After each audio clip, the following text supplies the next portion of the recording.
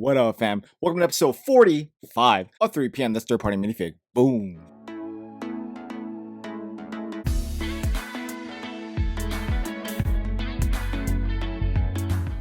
And in this episode, we're going to be comparing Brickmania's Afrikakorps minifigures, which is the MG, the MP40, and the Car 98 Afrikakorps guys, and Lego's Indiana set 7622, Race for the Stolen Treasure. And I'm not reviewing the Indiana Jones set. If you want to see that, kind of did a tell me why video. Lego made military minifigures, and I'm just going to take the minifigures out of here and compare it to the Brickmania ones. And if you want to see me look more deeper into this set, just kind of go back to the tell me why video. Actually, my first tell me why video that I made a long time ago. All right, so a little brief history without getting too deep into it.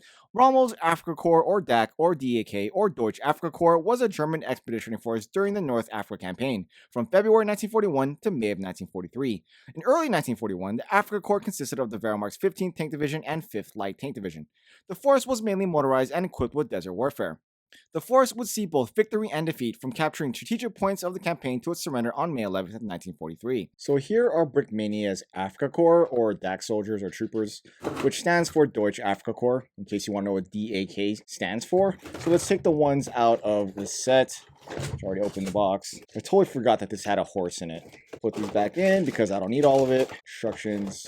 But here are Lego's version of the DAK troopers. Oh, and Indiana Jones. Oh, Ezra's yelling. Yeah, let me open these up. I forgot, here are the perfect calibers that coincides with the Brickmania ones. So let's start off with the Lego ones. So here are 3 of the German troopers from the Indiana Jones set. They have the exact same torsos, almost similar faces. I mean, they're elongated as far as where their mouth placements are, but it is what it is. They're all wearing a harness. They have like a tannish chest that's a little bit more darker than their faces, which is kind of weird. So they are wearing the kepis that you would see from the Western line in lieu of the HBT field cap that these Germans would normally be wearing. What they're supposed to be looking like right here as far as their covers are concerned, which Brickmania captured with these 3D printings. This is what the HBT cap is supposed to look like, but Lego can only use what they use, which are these guys right here. So as far as weapon is concerned, they are using the Western pistol and rifle that came from that line, not just the kepis. But going back to this, I know these guys weren't supposed to be in it. These would be a little bit more accurate to comparison between what Lego made and what Brickmania does, but we're not going to look into that. So here is a Brickmania Afrikakorps. Unlike the Lego version, these are highly more accurate. They are 3D 60 printed all the way around, from their torsos, the legs, the helmets, back of the torso, the sides, everything else, the weapons that they're using. You can tell with the MG Afrikakorps trooper on the left, he has the drum that would normally fit above that MG is, and the Car 98 guy in the middle, he has the pouches that would correlate with that weapon,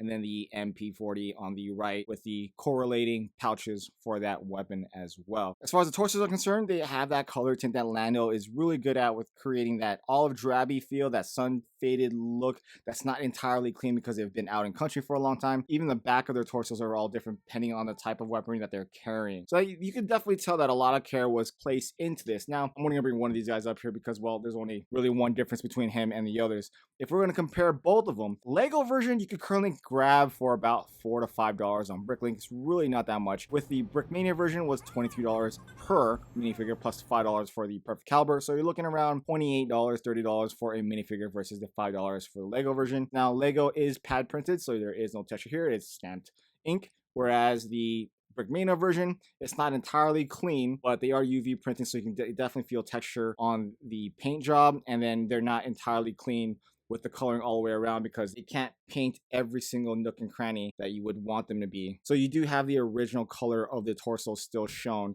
in certain areas of the minifigure. No fault to Brickmania. It is kind of hard to continue printing areas that are not easily accessible. So we have let's just use one of you. To compare, we have Brickmania on the left and we have Lego on the right. Our Lego is pad printed and, well, it's Lego quality and you get what you get. It is around $5 used or new, depending on where you're buying them from, on Bricklink, whereas the Brickmania version is $23, $24 for a minifigure, and, well, $5 for the perfect caliber, bringing it to a total of almost $30 without tax. In the aftermarket, this minifigure would double, triple the price as opposed to the Lego version. It's still stuck at $5 that you can currently get it at. Now, as far as accuracy is concerned, well, Brickmania takes the cake. So with Lego, pad printing, and Brickmania, UV printing. They both have their pros and cons, with the Brickmania version being 360 printed with a more accurate color tone, and while the Lego version, you're only getting printed in the front torso, and that's pretty much it. Lego is using other pieces from other themes previously made before this line, and while Brickmania is partnering with Brick Arms and utilizing the skills that they've learned to be able to create this thing that